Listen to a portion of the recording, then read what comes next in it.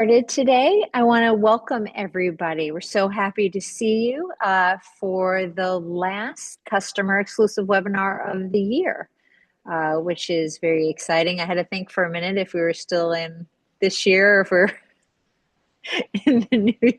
Yeah, we're getting This, close. this time of year gets a little bit hairy. But we are here today to talk about vulnerability management. So, mind the gaps, 7 vulnerability management tips for small businesses. And I'm really excited. I know everybody is used to seeing Reg, but we have a special guest today hosting Gary Braglia, who's our VP of Services at OrbitalFire. So I, Hello. I look forward to, yes, having you Oh, hear him there we go. today. No, Hi that's there. great. Oh, there he is. If you couldn't see him large enough on your screen, you get a little picture of him. Uh, and then just real quick before we get started, I want to talk about our first webinar of 2026. We're really excited about this one. We're going to be talking about incident response in 2026. 5 surprises small businesses didn't see coming. There's been a lot of changes when it comes to incident response, and we look forward to sharing that with everyone. So, with that, Gary, and I see people still coming in, so welcome. We're so glad that you continue to join. And Gary, why don't you take it from there? Sounds good. Thank you, Dana. Thank you, everyone else. Thanks for joining. I know small businesses don't have a lot of extra time laying around, so really appreciate you carving out this time, especially this time of year. So again, Gary Braglia, VP of Services at Orbital Fire here. What my team does all day, every day, is help smaller businesses, smaller organizations really lower their cyber risk without turning security into some kind of, crazy science experiment. We work with companies that don't have huge security departments. I'll put all these up here. And, typically it's could be one IT person wearing 5 hats. It could be someone, their security department is maybe into an MSP that's kind of dabbling in security as well. Sometimes it's a business owner who just wants to know that they're not going to wake up to a disaster one of these days because, cyber attacks on small businesses don't happen because you're careless or irresponsible. They happen because the kind of gaps that expose businesses to potential compromise and attacks, they happen quietly in the normal course of business, right? A laptop doesn't check in after someone goes working remote, or a setting gets relaxed temporarily because the business needed to do something really quick, or a patch went out that nobody verified that it actually worked, or an account that should have been shut down is still lingering out there, right? These gaps don't look dramatic when they happen. They look like normal business, but attackers love these because they're easy. They're predictable, right? They're always going to be there. They're everywhere. So what we're going to do today is walk through 7 practical tips that'll help you spot, prioritize, and close those gaps in a way that really small teams can actually keep running and repeating month after month. So we call this webinar "Mind the Gaps." That phrase is basically our whole thesis, and we're using it because it captures the real situation that most businesses are in. We're doing, particularly small businesses, we're doing security activities. We're patching. We're upgrading. We're chasing alerts. We're replacing equipment. We're working with vendors. And if you're a business owner, you're paying for those things and hoping it's enough. And then if you're on the other side, if you're an IT person or an MSP, you're doing 1,000 tasks and you're trying to keep everything stable. But the real question isn't like, are we doing security things? Are we doing the tasks? The question is, are the gaps that matter actually being addressed? And are we closing those gaps? Right? Just being busy doesn't automatically mean you're being secure, right? It just means you're busy, right? And again, we've got a great example is patching. Patching, absolutely necessary. We are certainly not anti-patching, but vulnerability management is bigger, right, than just patching. Patching is a part of it. Vulnerability management should be a program that's always trying to answer the questions. What are our gaps right now? Which ones matter the most to our business? What are we doing next? And did it actually get fixed? And are we getting more and more secure every month? Are we lowering our risk? And I want to say that clearly because it really does matter right? These gaps exist in every small business, even the really, really well-run ones and mature organizations. It's not about shame or blame. It's about just having a structure and a process, simple, repeatable way to keep shrinking that risk. So as we go through this session, we're going to be calling out some tips. Think of them, you can think of them as a checklist that you can take back with you. You don't need to memorize anything. If you can just remember the gist of some of these, you're going to be ahead of 90% of organizations out there, okay? So let's look at kind of our roadmap, our agenda here today, how we're going to tackle this. So first, we're going to talk through why vulnerability management isn't just an IT issue. This is a mantra that we're shouting from the rooftops constantly. It's a business issue. If you're a leader, this is the why should I care part. And if you're in IT, this is like why this why security, why vulnerability management deserves a real program. Then we're going to define what a vulnerability actually is, because a lot of people think it's just missing patches. And yeah, again, patches are they're kind of in one of the buckets, but there's other kind of general buckets that matter just as much. So we'll go through that. After that, we'll show you a simple process that a healthy vulnerability management program would follow, and it's not complicated. Don't worry, it's literally a process. It's as we always want our customers to do. It is the minimum set of steps that you need so that you're not just chasing random tasks. And we're going to talk about how to keep this working, whether it's with your internal resource or working with an MSP or some outside partner. Small businesses, really, the success is going to depend on clear expectations, the process, repeatability, not on some fancy, complex, and expensive tools. Then we'll get into some metrics. Not a lot of metrics, just a handful of, data points that we should be tracking in order to measure and show progress in a way that we really can understand. And then finally, we'll give you a practical 30-day action plan, because we don't want anybody leaving here with just some interesting, semi-interesting, cool ideas, right? We want you leaving here with something you can really do immediately. So inside all of this, we'll be calling out some of the tips here and there. By the end, you'll have a simple list of kind of guidelines to help your program and particularly not overwhelm. Really just set expectations. We are not, right? Again, we never are going to be pointing you to go to specific tools. We don't do that. Tools help. They're great, but they're not security. We're focusing on the habits and the process that close the gaps, right? That's what we want. All right. So let's start with kind of the reality that we're in today, right? Let's kind of level set. Most cyber risks these days are automated. This is important because it changes how we think about risk. Attackers aren't sitting around choosing targets, right? One by one, like in old movies, right? They're running scanners across the internet consistently, constantly, looking for easy openings, right? We always, right? Thinking classic example, classic analogy is, driving down a street, right, every night, checking for unlocked doors. If they find one, they're going in. They don't need to know who's in there, what the business is, whatever it is. They just want the door to be open. This also means that they're not only going after giant enterprises anymore. They're going after whoever is reachable, vulnerable, because small businesses are reachable because you are online, right? You are potentially vulnerable. Also because you're lean on staff, right? And that's normal small business life. You don't have a 30-person security team. You have other jobs to be doing. So here's what we really want you to understand as well is that most breaches start with known fixable gaps, right? The vulnerability wasn't already made, or rather, the vulnerability was made public already. It was already documented. There might even have been a fix available for it. An attacker just found it before you closed it. So the goal isn't and never is perfect security. We're not going to chase some fantasy world because it doesn't exist where security is 100% and you can't be exploited. The goal is much more practical. It's closing important gaps faster than attackers can exploit them. Keep shrinking that attack surface, keep reducing exposure, and keep the trend line going down. That's the purpose of the 7 tips. They're designed to help a small business stay ahead by not working harder, just really doing things in a more systematic way, right? So let's quickly define what we mean by a gap, by what we mean by vulnerability, right?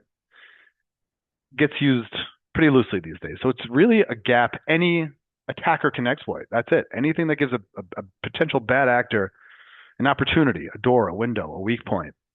Now, most small businesses, right? They think about, like I said earlier, vulnerabilities mean missing patches. We get into this a lot when we're asking, our customers what they're doing around some security things, and they're like, tell us about your vulnerability management program. So, oh well, we're patching things regularly. It's like that's good. Missing patches are a huge part, but in the real world, vulnerabilities kind of show up in, generally these buckets here, right? The first is that unpatched software, straightforward. If your operating system, your application is behind on updates, that can create a known vulnerability, known gap, right? The second, though, misconfigurations. This is where a ton of small business pain comes from. Cloud tools, right? 365, firewall settings, VPN setup. If they are configured in a risky way, you can be fully patched and still be, right, pretty vulnerable. Weak credentials is another kind of bucket, or just unnecessary exposure in general. If your administrator accounts don't have MFA enforced, if you're sharing passwords across different accounts, if things are exposed to the internet that don't need to be, those are gaps as well. Fourth, right, end of life systems, stuff that's no longer supported. You can't really patch it safely, so it becomes a permanent, you know, kind of Achilles heel, permanent little soft spot, unless you can reduce exposure around it. We'll talk about some of the compensating controls. So we have seen examples like this all the time, right? A server, if that's fully patched but left reachable from the internet when nobody really needed it, or Microsoft 365 up to date, but the administrator accounts aren't protected with MFA, right? Or maybe a SaaS tool that nobody remembers buying still has an admin login that's using a shared password. They don't care. Attackers don't care which bucket the potential vulnerability comes from. They care that it's there. So when we say mind the gaps, we're talking about all these different buckets, right?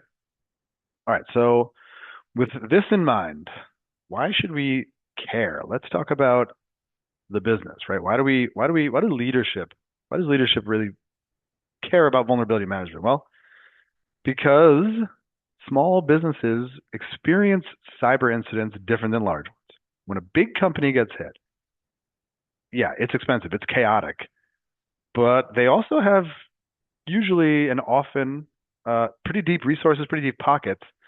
When a small business gets hit, it can threaten literally the business itself, right? Recovery isn't just annoying; it can halt operations completely.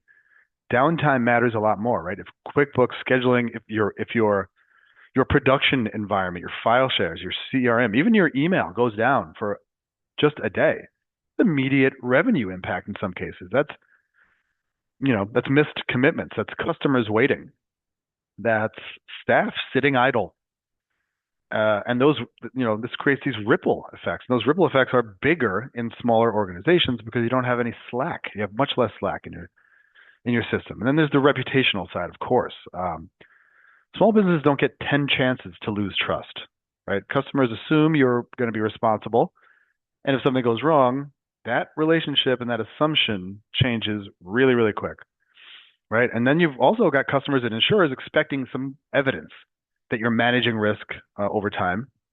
You're not doing a one-time scan. You're not just on some random patching spree, right? They want to know that you're capable of being steady with your security, the same way that you are with finance and operations, right? That's why vulnerability management isn't just IT hygiene. It's business continuity. We have to start thinking of it that way.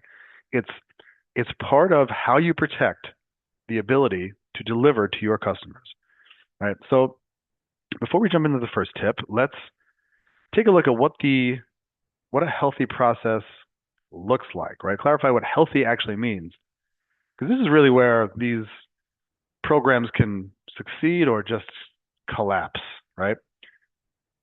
Healthy vulnerability management program is something you can keep doing, not once, not when you have some extra time, not during the special security month, right? It's all year. That's the bar. It's not some ultra inspired 1 month cleanup. I've seen that hundreds of times. Everyone gets really excited, fired up, makes a lot of big, quick progress, on addressing some backlogs. The scans look better. And then what happens? Oh, we get into the end of the year. Busy season hits. People move on. Within 6 months, you're right back to where you started, if not worse. Healthy programs are routines. The routine needs three very simple traits, right? First, what we have right here, simple. It's got to be simple enough to run consistently. If it takes 2 weeks of someone's life every month, you're not going to keep doing it, right? Also, has to be repeatable, meaning it can't live in one person's head how to do this stuff, right? If that individual goes on vacation, they win the lottery, or maybe the team you're working with, your MSP, whoever it is, staff changes. The program needs to still continue, right? Then lastly, it has to be predictable, especially for leadership, right? You don't want your leaders learning about some critical gaps by surprise. That never goes over well. Ideally, they should be able to just easily understand, here's where we are. Here's what we're doing. Here's how our risk is trending. We're not chasing perfection. We're chasing steady improvement. Trend lines going down, less surprises, right? We're going to use fitness analogies. Great. Getting towards the end of the year, people are going to make their resolutions, right? So you think about this in terms of fitness. One intense workout doesn't make you healthy. A routine that you can stick to does. That's the mindset we're building here today. And this is the process, right? This is the life cycle, the engine, right? Simplest process that we know of that really still reduces risk in small businesses, right? It's so basic. You start by discovering what you have. You identify the vulnerabilities. You prioritize them based on risk. Then you remediate or you mitigate. We'll talk about the difference there. Then you verify that it's actually closed and reporting on that progress. And then finally you improve as you are going, right? So you don't keep seeing the same gaps, right? If there's some other practices in place that are causing those gaps to appear, you address those and we keep improving. If you only do one step in this process, in this life cycle, you only get what, 1/6 maybe of the value, right? If you only identify vulnerabilities, you get a nice big scary list, but with no real path or strategy forward. If you're only remediating, if you're, patching things here and there, you're playing whack-a-mole without knowing if it's actually working. And if you skip verification, you're building a false sense of security. That could be potentially dangerous. And the beauty of this process also is that not only is it simple, every one of these steps closes a different type of, security hole of a gap, right? So like discover assets. Well, now we don't have the gap of unknowns, right? We now know all the assets we have. Prioritization helps with, this potential issue of overwhelming folks, right? Remediation closes the weakness gap, right? So verification, right? The false sense of security, we think it's fixed concern, right? So with all of these, risk goes down without the need for any major heroics, right? So we're going to map these the tips that we give you. The first tip, which is coming next, to this life cycle. You'll see us kind of mapping and aligning back with these. And again, starting with the most basic gap of all, not knowing what you have. Love this tip because it's just brutally obvious in its simplicity. Know what you actually have. You can't close gaps on assets that you do not know exist. Unknown assets are basically an invisible attack surface. And in small businesses, this is a concern. All businesses, but particularly small businesses, the environment drifts quietly, like we talked about earlier. And it's not necessarily negligence. It's business life, right? Remote work expands. Departments purchase SaaS tools. Projects will, potentially spin up some cloud resources, right? Every small business I know of has this drift. The question is whether or not you're aware of it. We worked with a company recently, I don't know, 35 or so people. They believed, they had around 90 devices in their environment. When we did actual discovery, it was closer to 160, 170. Most of these were some remote laptops, cloud services nobody had written down because they were added gradually over time. Nobody made it their job to keep a living inventory, right? So their biggest risk wasn't patching, it was an unknown attack surface, right? In discovery, this doesn't need to be complicated. We can create really a great, clean, valuable asset inventory with just a few key details. What is it?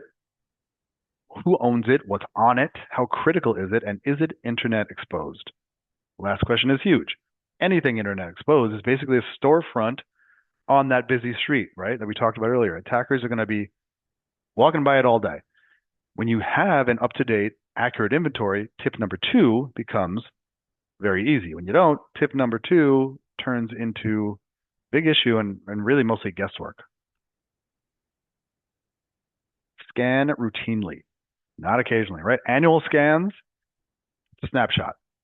Attackers are scanning you daily. If you're only, looking once a year, you're playing security with your eyes closed for the other 11 months of the year. Think about that, right? Routine scans give you visibility across the entire network. And the things that actually matter to endpoint servers, cloud services, 365 settings, doesn't mean you need to scan every hour. It means you need enough consistency that gaps don't hide for months, right? And there's also this quick note, there's a difference in quality between the types of scans that you're doing. Authenticated scans are going to be far more accurate than unauthenticated scans, right? You can think about it like unauthenticated scans are like checking a house by peeking through windows. You see the outside, you don't really know what's inside. Authenticated scans is like walking room to room, right? Seeing installed software, bad configs, and real exposure. So set a cadence and tie it to number 1. This way you're scanning the real current inventory you actually care about, right? You don't scan random stuff. You scan the things you know that you own. This keeps the list manageable, the scope meaningful. Here's where we really start getting to kind of making this information meaningful for us and the program meaningful. Ranking by real world risk, not just by the severity rating. Scanner is going to give you thousands of findings. If you decide that everything's the number 1 priority, nothing's a priority, right? The list is always going to be bigger than the team.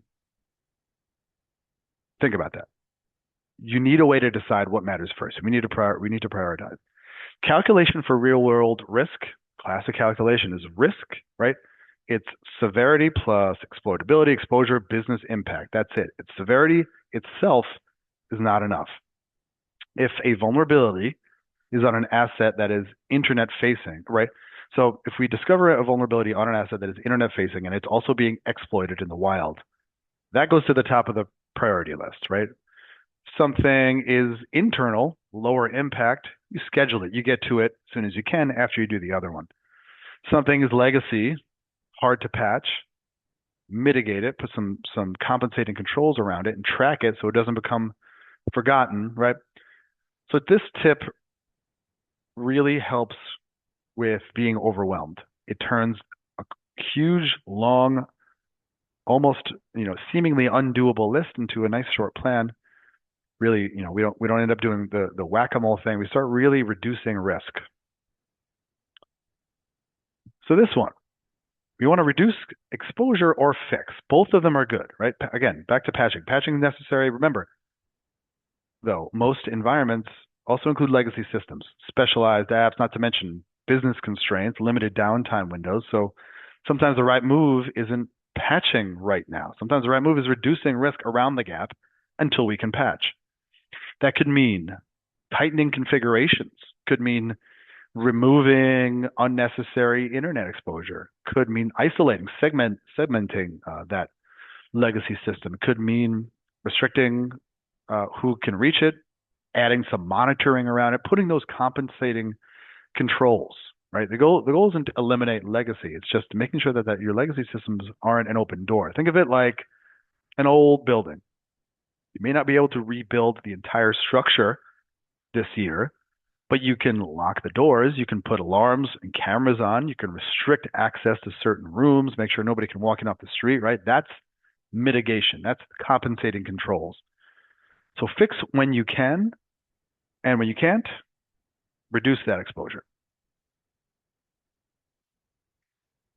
Now, after you fix, you want to confirm that it's actually fixed, right? This part matters more than people realize because without verification, you can accidentally build that false sense of security. All right, I hear this language all the time. We're going through asking about vulnerability program.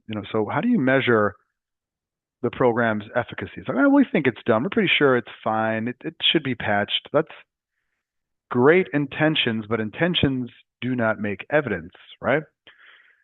Verification means you rescan, confirm the gap is closed. It means you confirm that the fix didn't get rolled back or that the patch, actually, you want to make sure that the patch actually applied properly. If the vulnerability is still open after you thought you fixed it, that's a critical sign. It tells you something about the tooling or the process is off.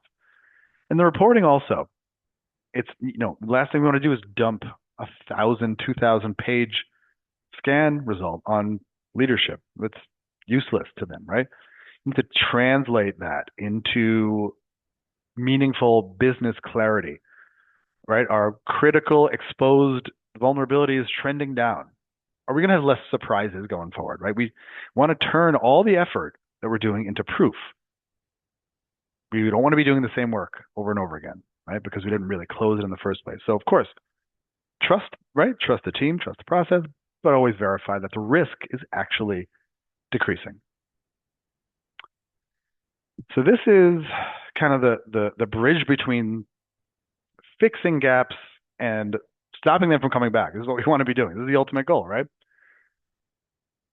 Environments drift, particularly with small businesses. It's normal, right? New software gets added, cloud services expand, vendors connect tools, people leave, accounts linger, configurations get loosened to solve a quick business problem. None of that's weird. That's how small companies operate, but it's also how these security gaps quietly open and reopen in some cases.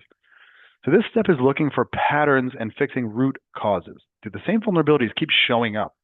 Are there particular asset types that never make it into the scans? Are certain departments, individuals, adopting tools without some kind of a review? Are we not removing or disabling old accounts, right? Fixing the root cause is how we make security boring. That is the goal, right? Boring is the goal. Boring means not many emergencies. It means, much fewer Monday morning surprises, right? It means we can concentrate on the planned work and not, ad hoc responsive stuff. So none of this, however, works without a repeatable model, no matter who is doing the work. Sustainability. We want to make it repeatable, whether it's internal, external folks that are doing this, because even a perfect process will fail if nobody is going to keep it running, right? Most small businesses are in, one or two general realities. You either have a small internal IT team, sometimes literally one person wearing 7 other hats, or you have an outsourced, maybe it's an MSP, supporting a lot of clients, trying to balance priorities. In both cases, the biggest enemy of vulnerability management is going to be lack of clarity. No one's sure who's doing what. When that happens, right, security can kind of slip through the cracks. Good news is we don't need, as small businesses, complicated, governance structures. We just need agreement on an understanding of 3 things. Who's doing what are we doing first, and how are we sharing the outcomes? That's it. If roles aren't clear, we're going to skip scans when things get busy. If priorities aren't clear, everything becomes urgent, nothing gets done first, right? Repeatability is what makes risk go down steadily. Without repeatability, you're going to drift right back into random patching because, right, that's reactive. But the other thing that makes or breaks this, right, another quick point is rhythm. So small businesses don't fail at security because they don't know what to do. They fail because security is competing with all the other things that you have to do. Payroll, customers, hiring, operation, compliance, right? Busy season, you name it. So if vulnerability management is treated like a project, it dies. Projects end, right? Routines, those are what persist. Routines are what survive. So rhythm that works is really simple, right?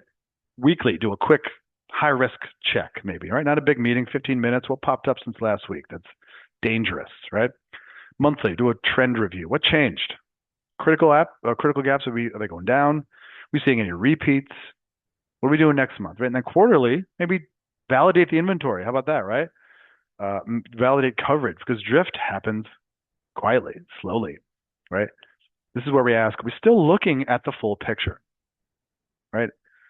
So really, basically, set up the program to survive your reality because we don't want busy, right? Busy season should not be able to kill the security routine. We want it to persist. So, but let's also talk about expectations because every step we need an owner. Who's running scans? Who's reviewing findings? Who's deciding the priorities? Who's fixing? Who's verifying? Who's reporting? If we don't have names next to these, they're never going to get done. Maybe they'll get done sometimes, but it won't be consistent. And it's definitely not because people don't care. Our customers, we know, they care. It's because when you're busy, unclear, if ownership is unclear, that's when inaction happens. Also, leadership needs to understand what's going on here, right? We want to hear outcomes, not activities. Activities like we patched a bunch of stuff, we ran a scan, we're working tickets. Okay, that's activity. That's things you did. We want to know, right? Leadership wants to know outcomes. Are critical gaps down? Are our top risks shrinking? Repeat findings are dropping. Outcomes that'll tell us that our exposure is shrinking, right? If you're in IT, if you're MSP, right, the question actually helps because it keeps the work focused, right? It prevents that infinite backlog. Quick note here, tools, because this is always the question. And here's my honest answer. Tools should support a process that you already run. Do not by buying tools hoping they're going to create a process. They're not going to create security, right? Small businesses will get burned every time when they try to buy something shiny. It produces reports that nobody reads, and now security feels harder instead of easier or heavier, right? It's like the difference between it's like a power tool, right? It's like a drill. It's going to help you build faster. It's not going to give you the blueprint, right? The blueprint is the process we talked about. Practical small business toolkit is pretty small. It's a small tool belt, right? You want a reliable vulnerability scanner if you're going to try to do these things yourself. You want posture checks for cloud, Microsoft 365, right? Making sure that we're monitoring configuration drift, identifying risk. We want a baseline, right? Patch management. We want to be looking at real findings. So we're not patching randomly. Simple workflow to track what's being fixed. Could be a ticket board, spreadsheet, right? Whatever. It doesn't need to be fancy. It just needs to be visible and it's got to be consistent. And if your tools, there's also the other kind of notion of if your tools are producing data and nothing changes, that's actually not a fault of the tool, right? That's an ownership problem and probably a rhythm problem that we talked about, right? Tools aren't going to compensate for a program that nobody's running. So don't overbuy. Like we always tell our customers, do the absolute minimum. Buy what helps you do the process steps that we talked about reliably, right? A couple of tools used the right way and used consistently are going to beat 15 tools used randomly every time. So how do we prove what we're doing is working? Well,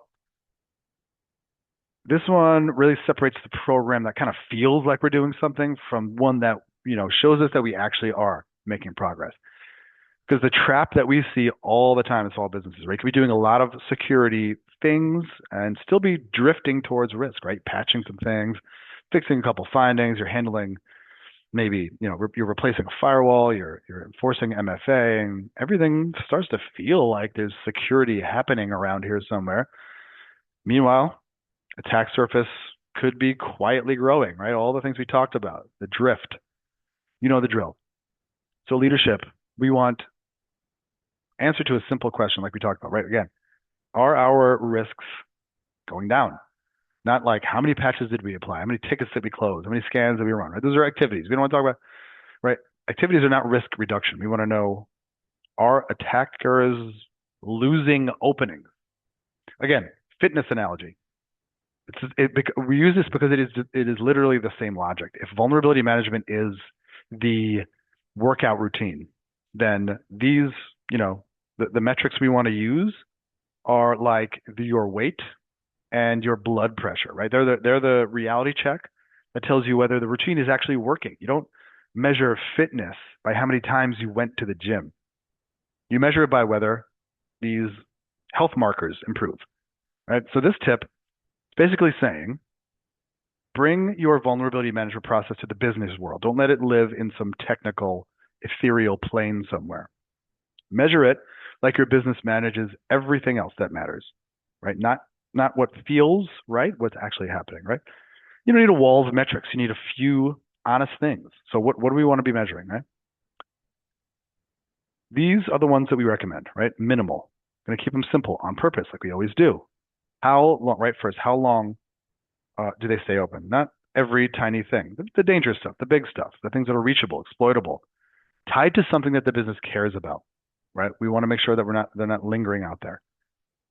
And then how many gaps are open right now? This is kind of, you can think of this like your credit card balance, your risk debt. If that number is growing, you're accumulating risk faster than you're paying it down. If it's shrinking, you're doing a good job, right? It's not going to go to zero overnight. Just has to trend downward. And then coverage.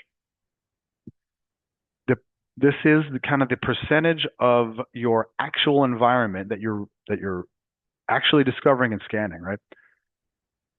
We keep talking about drift, but if your scanner is only seeing half your assets, you're not seeing reality. This is going to help because it means you're taking those blind spots off the table. And then recurring issues, right?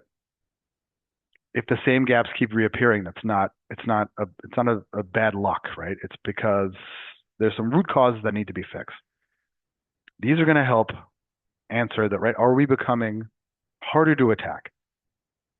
And we can then, we can report these things in plain English. Oh, our critical exposed gaps went down, coverage went up, repeats are dropping.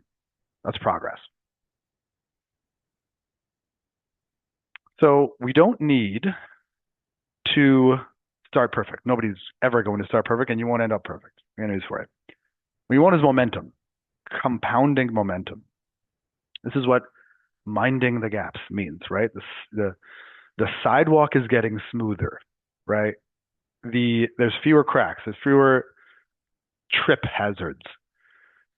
And also another thing to think about when you're thinking about, the trend lines that we keep mentioning, flat trend lines, right? If things are staying the same, that doesn't indicate failure necessarily. It's if the line is flat, it usually means something specific is in the way of progress. Maybe the inventory isn't accurate, so the gaps keep emerging from assets that you weren't seeing, right?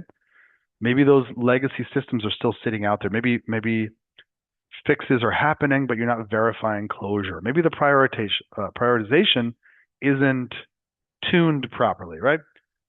Trend line, think of it as a map. It's telling you what to focus on next so that you're not guessing.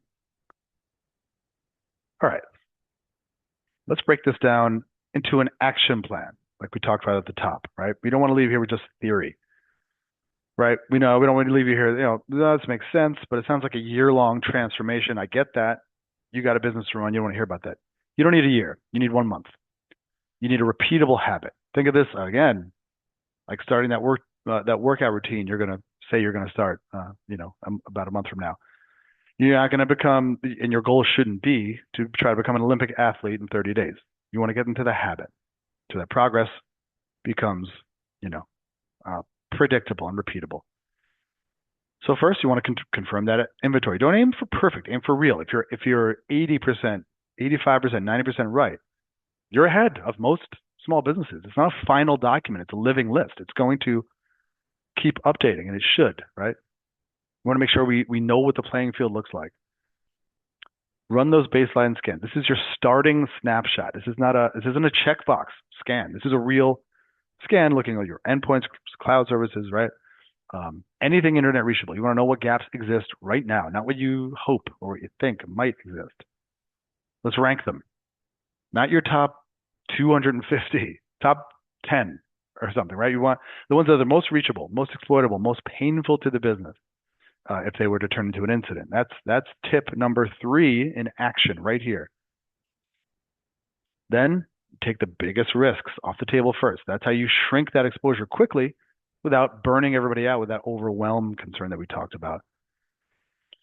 And then, right, this will help turn, rescanning, confirming that closure. This is the proof. It's the difference between here's stuff we did to here's the risk that we reduced. This is the entire spirit of this webinar in one slide here. This is minding the gaps right here. Right? Fewer surprises, less panic, and a measurable risk reduction. This is what we've been talking about. All right, before we hit our last slide, we're gonna just wrap things up here, put a bow on this thing. Our 7 tips in plain English. First, know what you actually have. Rank things, right? Or sorry, scan routinely, not once in a while, not ad hoc. You want to make it a repeatable routine process. Then you want to be ranking what you find by real world risk to the business, not just what the scanner severity score is, right? Fix what you can and reduce exposure where you can't. Make the whole thing repeatable, whether it's internal team, internal individual, external team. You want to, right, fix, make sure that we're fixing those gaps, we're verifying closure, and then measure the progress. Measure the trends. We want to make sure that we can prove that our gaps are shrinking. We want less focus on all those activities, all the things around vulnerability management. We want to focus on the program. Program is what closes gaps faster than attackers can find them. Program will survive your busy season, right? That's what's going to make risk reduction happen, right? You can absolutely run this. You don't need some crazy budget. You need, clarity, cadence, focus. 7 tips, very doable, and we can help you with all these.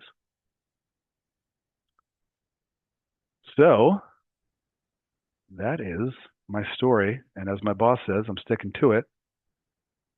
I will hand it over to some questions. I think you may be muted, Dana, if you're trying to talk. I am now unmuted, and thank you, Gary. That was awesome. Are there any questions? And sure, if not, I think you reveal this in the next slide. Gary, if you questions, please, reach out to Gary, or you can reach out to your customer success specialist at support@orbitalfire.com. We're always here to help you. So if you think about this after, and we will send a recording. So if you want to send it to others, send it to your MSP, your IT provider, IT team, you can do that as well. So Gary, it looks like you answered everybody's questions. So I just Awesome. want to say thank you to you and thank you to everybody that joined. Have a very happy holiday and new year. If for sure we don't see you on a webinar until February, and we'll look forward to seeing you then. Thanks, everyone.